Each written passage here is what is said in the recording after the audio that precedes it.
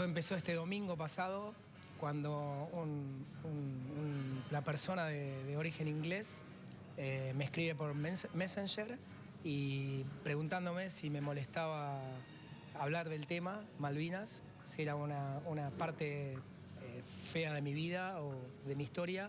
Le dije que no y me contó que tenía un casco, que me pertenecía y ahí pensé, ¿cómo puede saber que es mío el casco ese? Porque yo me había olvidado que había escrito en el arnés del casco el nombre y me manda las fotos. La verdad que... Y ahí lo reconociste al toque. Tremenda emoción, sí, sí, tremenda emoción. ¿Contó cómo lo encontró? Sí, este inglés es un ingeniero que a los 21 años, ingeniero en helicópteros, que participó en la guerra del Mediterráneo en esa época, no estuvo en Malvinas y compró el casco. Me enteré esta mañana porque me habló una persona que vive en Inglaterra, que perdió la oportunidad de comprar el casco la semana pasada y lo compró este hombre.